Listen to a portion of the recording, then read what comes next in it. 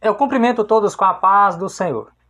Neste vídeo eu estarei apresentando um resumo da lição de número 2 da Escola Bíblica Dominical do terceiro trimestre de 2022, dando sequência sobre os ataques contra a Igreja de Cristo. Quais são as formas, os meios que Satanás sutilmente tem atacado a Igreja do Senhor, o povo de Deus. E nesta lição de número 2, justamente estarei abordando dentro da lição, dando sequência, seguindo os tópicos da lição, sobre o tema a sutileza da banalização da graça. Como nós temos percebido que os cristãos têm apresentado um grande interesse em compreender a graça do Senhor, nosso Deus. E veremos nesta lição também sobre a característica da graça. Nós veremos também que a graça ela tem sido barateada, banalizada nos nossos tempos. E estaremos também abordando algumas características da época medieval até chegar na Reforma Protestante e também nos dias em que nós vivemos, que nós chamamos de época contemporânea. Lição de número 2, a sutileza da banalização da graça. No texto áureo, carta de Paulo aos Efésios, capítulo 2, versículo 8, porque pela graça sois salvos por meio da fé, e isso não vem de vós, é dom de Deus. A verdade prática na lição, a graça de Deus não é barata, ela requer arrependimento, novo comportamento, ou seja, nova vida em Cristo. A leitura bíblica em classe se encontra na carta de Paulo aos Efésios, capítulo 2, versículo 4 ao versículo de número 10. E quando nós olhamos este texto base, escrito pelo apóstolo Paulo, à igreja que estava na cidade de Éfeso, é importante lembrar que a carta de Paulo aos Efésios faz parte das cartas da prisão, a primeira prisão domiciliar em que Paulo viveu, em que ele escreve lá naquela prisão em Roma, justamente esta carta também à igreja Efésios. A carta de Paulo aos Efésios provavelmente foi escrita no ano 60 depois de Cristo, já na nossa era. É importante ressaltar que esta carta de Paulo, escrita aos Efésios, aos irmãos que estavam ali na igreja, na cidade de Éfeso, Paulo, neste momento, ele estava em uma prisão domiciliar, a sua primeira prisão, e a carta de Paulo aos Efésios faz jus ao nome de ser uma das cartas das prisões em que Paulo escreveu. A cidade de Éfeso foi uma das 5 maiores cidades do Império Romano. Na cidade de Éfeso estava presente ali o templo em dedicação à deusa Artemis para os gregos e deusa Diana para os romanos. A cidade de Éfeso foi um importante centro comercial, político e religioso naqueles dias, naquele tempo, e provavelmente os cristãos que faziam parte daquela igreja eram gentios convertidos ao cristianismo. E nesta lição estarei abordando sobre a questão da graça, a banalização da graça, juntamente com slides que serão apresentados, que também estarão disponíveis na descrição deste vídeo para estudo e também ministração da aula, caso seja necessário a sua utilização. Já na introdução, o assunto é a graça de Deus que será abordado. O aumento pelo interesse da doutrina da graça tem sido perceptível nos nossos dias. Muitos cristãos, muitas pessoas têm se interessado em compreender a doutrina da graça do Senhor. Hoje, a graça ela está sendo mal compreendida, assimilada e desvirtuada, tornando-se a graça barateada. Assim como Paulo teve que explicar sobre a graça, sobre a fé, sobre a salvação, sobre a questão de que o mérito humano não era capaz de salvar o homem da sua condenação, trazendo a ele vida eterna. Martinho Lutero, nós falaremos também dentro desta lição, ele teve que explicar também sobre a sua compreensão dentro da doutrina da graça, sobre a questão da fé. E agora, nos nossos dias, na época atual também, se faz necessário explicarmos e estudarmos cada dia mais a respeito deste assunto, porque a graça ela está sendo barateada nos nossos tempos. A primeira parte da lição, compreendendo a graça. 1.1, a graça é divina. O que é a graça? O que significa propriamente a palavra graça? Você já parou para pensar a respeito desta palavra? Falamos tanto sobre graça. Carta de Paulo aos Efésios, capítulo 2, versículo 8, também está presente justamente esta palavra charite, que no grego ela traz o sentido de graça, favor imerecido em direção ao ser. Portanto, a graça é um favor que Deus ele fez em direção, em sentido, em favor da redenção do ser humano. Durante toda a história da humanidade, durante toda a história bíblica, você vai perceber que constantemente Deus ele abre uma condição para que o homem retorne a ter comunhão com ele. E uma das condições que Deus fez é justamente conhecida como graça, um favor que não merecíamos, que não fizemos nada para conquistá-lo, para fazer jus a esse favor de Deus em nosso benefício, mas que Deus, pela sua infinita misericórdia, pelo seu amor, ele faz esta graça para a nossa salvação. A graça, ela é primeiramente divina e também ela é imerecida.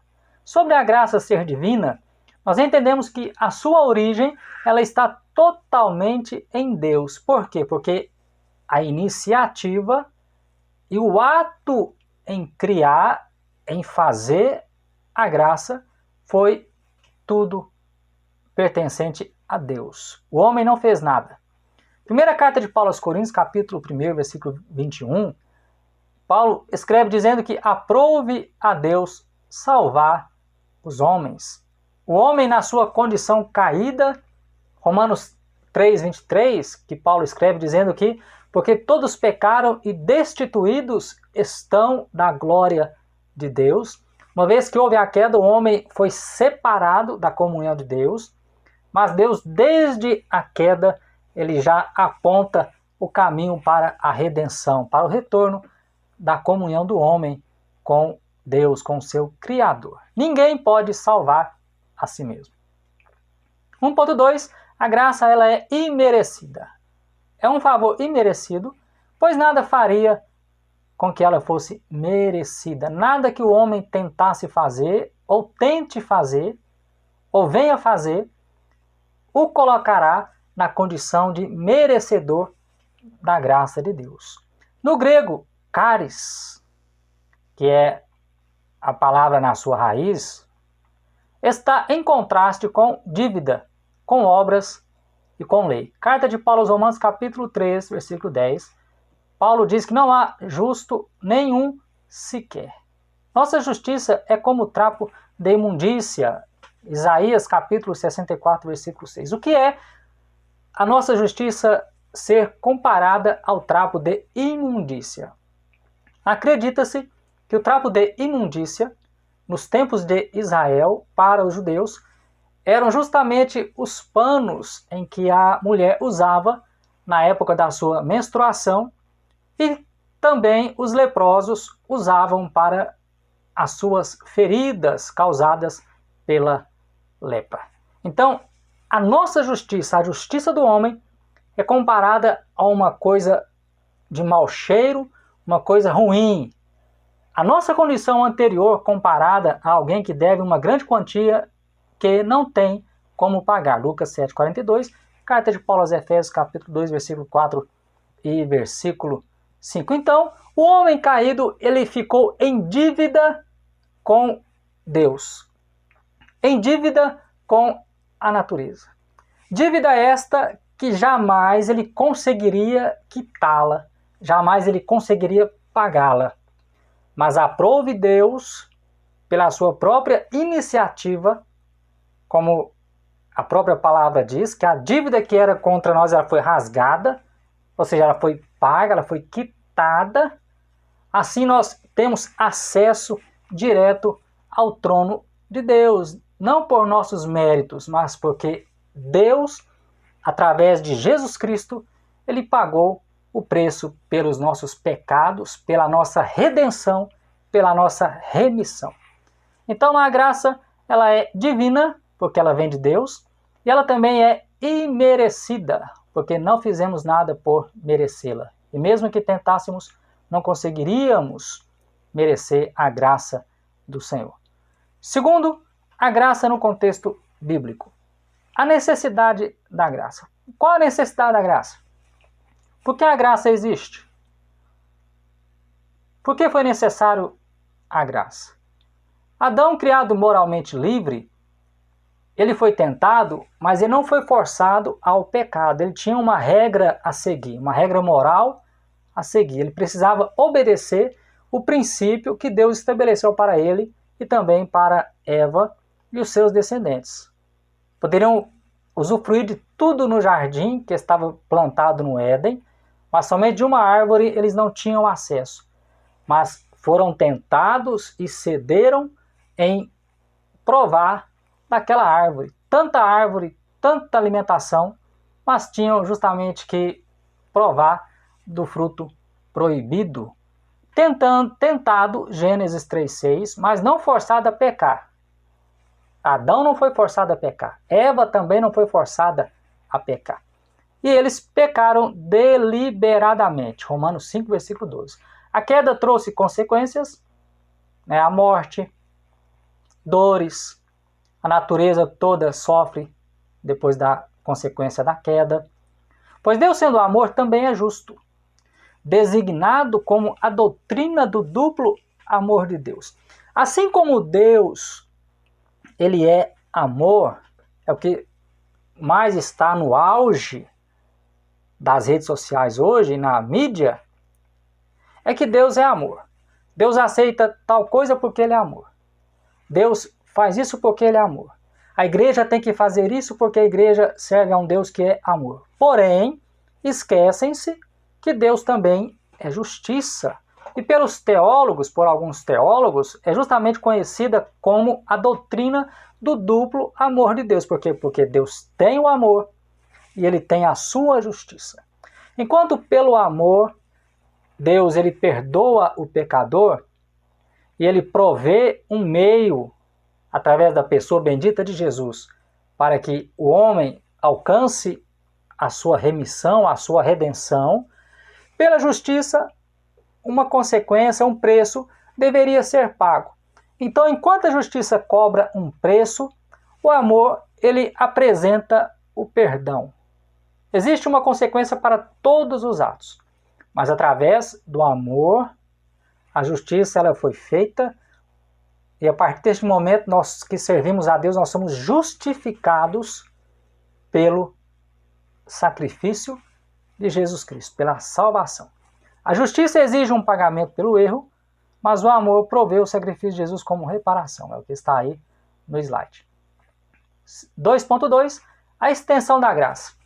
Qual é a extensão da graça? Até onde a graça alcança? Até quem a graça alcança? Será que a graça escolhe A ou B para ser participante dela? Não, a graça ela tem uma extensão. E essa extensão ela abrange uma totalidade, 100% de todo o mundo. João 3,16, você vai lembrar lá, que diz que João escrevendo as próprias palavras lá de Jesus, porque Deus amou o mundo de tal maneira que deu o seu Filho unigênito para que todo aquele que nele crê, para que todo aquele que nele crê não pereça, mas tenha a vida eterna. Você percebe neste versículo que Deus amou o mundo inteiro, ou o mundo todo. Não diz que Deus amou só os judeus, não diz que Deus amou só os escolhidos, não diz que Deus amou só a igreja, mas diz que Deus amou o mundo, a ponto de dar o seu único filho. E aí, primeira carta de Paulo a Timóteo 2,4, Deus quer salvar a todos. O desejo de Deus é que ninguém se perca. Deus não é um ser, um senhor.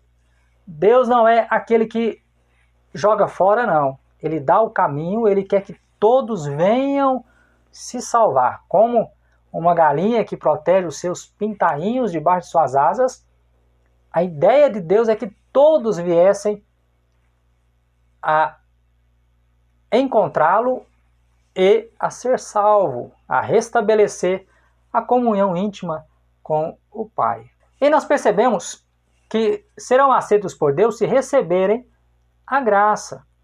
O que é a graça? A graça ela é universal, mas não universalista. Por quê? Porque o movimento universalista, ou o universalismo, ele prega que todos serão salvos. Por isso que existem tantos segmentos religiosos hoje e chegam a pregar que todos os caminhos levam a Deus, mas nós sabemos biblicamente que não é assim que funciona. Há um único Deus, há um único Senhor. E aí, mais profundo ainda, há um único mediador entre Deus e os homens. Jesus Cristo, que é quem? É o advogado fiel. Sendo necessário arrependimento e confissão de Cristo para ser salvo, junto com o crer, Marcos 16:16, João 6:47. Portanto, Deus ele já deu o passo necessário para pagar a dívida do homem caído, perdido, denegrido, destruído.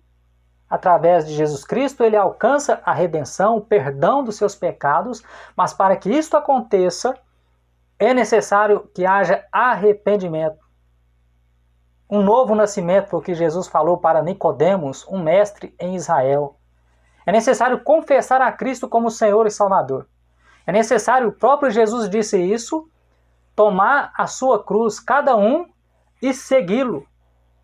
É necessário renunciar-se a si mesmo. E aí, durante todo o Novo Testamento, você fazendo uma junção dos livros, você perceberá que as obras não salvam ninguém, mas as obras são resultado de uma pessoa que é salvo, que entregou, que confessou a Cristo como seu Senhor e Salvador, que teve uma mudança de mente, uma mudança de comportamento, uma mudança de vida completamente diferente daquela que ele teve antes de conhecer a palavra, de aceitar a palavra do Senhor. Portanto, a extensão da graça ela vai a todos, mas é necessário que aquele que quer ser salvo, ele dê o seu passo, ele tome a sua decisão. Então essa é a extensão da graça.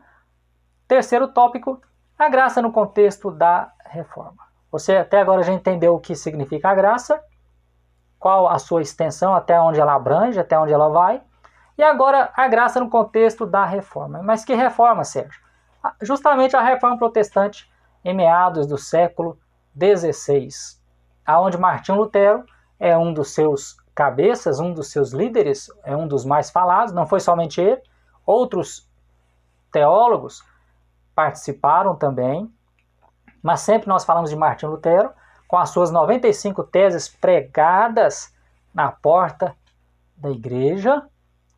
E aí, qual foi a situação da época?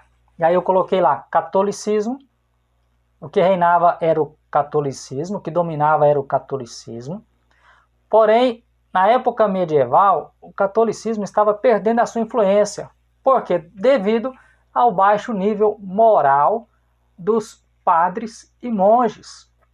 Até eu me lembrei agora de um filme que nós vimos em um curso teológico, que traz o nome Em Nome da Rosa, que retrata justamente a realidade que estava acontecendo antes da reforma protestante. E aí no catolicismo havia, naquele tempo, uma situação em que era tudo proferido no latim, as pessoas não entendiam. Havia uma situação em que, para obter a salvação, para obter a vida eterna, para obter o perdão, acontecia a venda de indulgências. Pessoas pagavam por familiares, por parentes ou até mesmo por outras pessoas um determinado valor para que fossem libertas do purgatório, para que fossem libertas da condenação eterna. Então, pessoas pobres na época do século XVI, na época do catolicismo, jamais teriam condições de serem salvas. E será que nos nossos tempos não existem segmentos que estão caminhando para a mesma condição de banalizar a graça? E agora, se você não der o dinheiro, você não vai. Se você não investir, você não vai. Se você não comprar um pedaço nos céus, você não terá direito às mansões celestiais. Por isso é importante estudar a palavra, conhecer a palavra. Na época do século XVI, mais uma das características do catolicismo é que cresceu o interesse pela educação. A educação na época em que o catolicismo dominava, tomava conta, somente os líderes católicos é que tinham mais preferências. Os plebeus dificilmente tinham acesso à educação. E aí até me lembro de um versículo, uma passagem que Jesus diz que conhecereis a verdade vos libertará. E aí você vai para o Antigo Testamento, o meu povo perece por falta de conhecimento. Você vai perceber que quando a pessoa estuda, quando a pessoa é liberta, quando a pessoa ela tem um certo conhecimento, ela não se deixa dominar por qualquer tipo de doutrina. Por isso é importante conhecer, primeiramente, a Bíblia Sagrada e estudá-la, orar, pedir direção e orientação do Espírito Santo de Deus.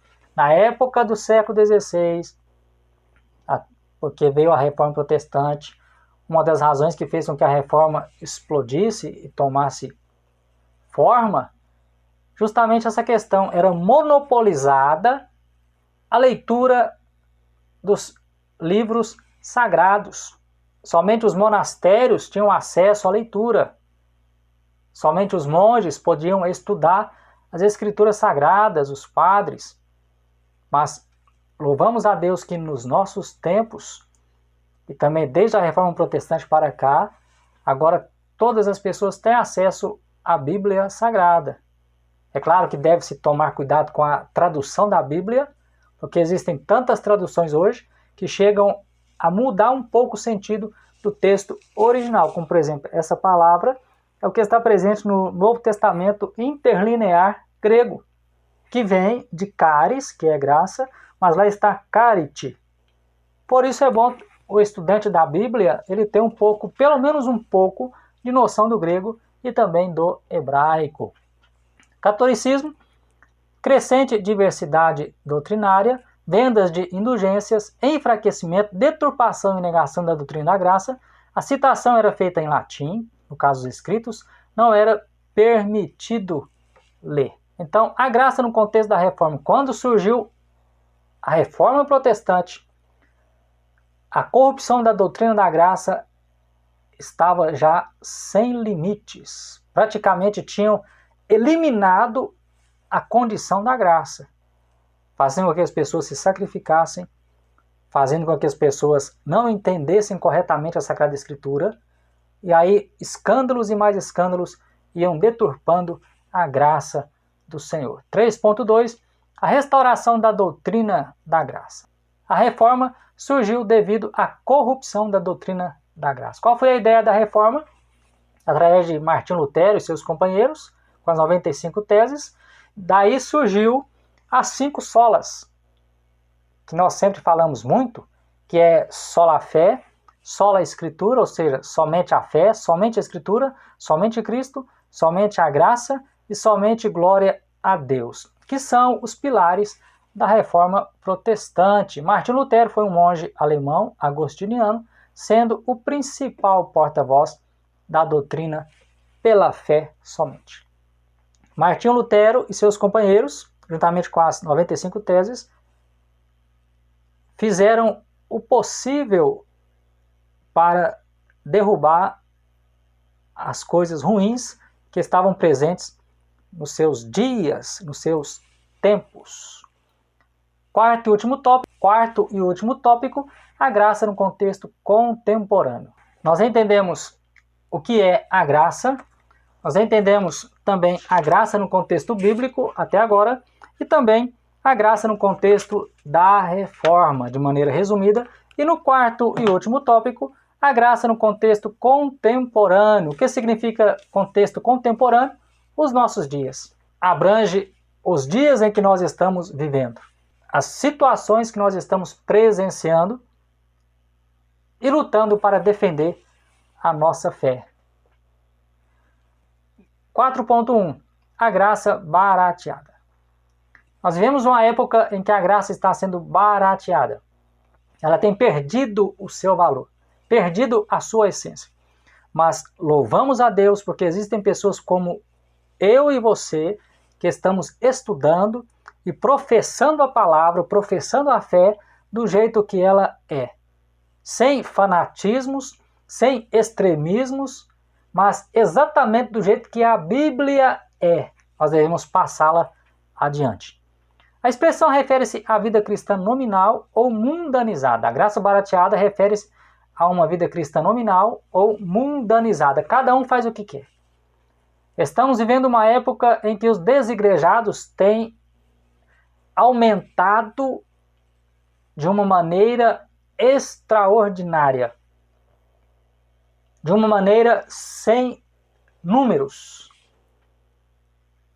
Por quê? Por causa de má interpretação, por causa de decepções, por causa de escândalos, por causa de falsos mestres, por causa de falsos líderes que têm, em muitos momentos, enganado as pessoas. E razões como estas levam a muitas e muitas pessoas a seguirem os seus próprios passos, independentes. Os falsos mestres, nos seus ensinos, não refletem mais a graça. Se você não der, Deus não vai fazer. Se você não pagar, Deus não vai te dar. Isso não é graça. Você, uma vez participando da graça, servindo a Deus, você faz porque você já participa. Você faz porque você é grato, você é agradecido a Deus. Mesmo em constante crescimento, os evangélicos têm influenciado pouco a sociedade. Parece que é uma frase difícil de aceitar, mas é uma realidade. Há um tempo atrás, quem era cristão era totalmente diferente daquele que não era. Hoje, a impressão que temos é que está quase que todos iguais. É claro que não estou colocando somente a condição de roupa, de usos e costumes, não, mas eu estou indo além, como caráter, comportamento, vocabulário, decisões, projetos, atitudes, relacionamentos, exemplos diante das pessoas, diante do rebanho, diante da igreja, diante do povo de Deus, diante do povo que não faz parte do povo de Deus. Hoje vivemos uma época em que parece que o importante é agradar ao público. Parece que não é importante mais haver renúncia para servir a Deus, porque Deus é amor. E esquecemos da justiça. E por medo de crítica e ficar sozinho, querendo ser aceito em meio à sociedade, faz-se tudo igual. Quantos escândalos que estão envolvendo, não é de agora, mas durante toda a existência do cristianismo, houveram escândalos. Judas Iscariotes fez parte dos apóstolos, traiu Jesus. Pessoas importantes de lá para cá também vieram trazendo escândalos ao nome de Deus, ao nome de Jesus, e ainda professam o nome de Deus como sendo pessoas santas e perfeitas. Então, o grande risco que estamos vivendo hoje é a graça barateada. Não existe mais um preço. Não existe mais uma condição específica para dizer eu sou cristão. 4.2, o valor da graça. Paulo diz, vocês foram comprados por preço. 1 carta de Paulo aos Coríntios 7:23.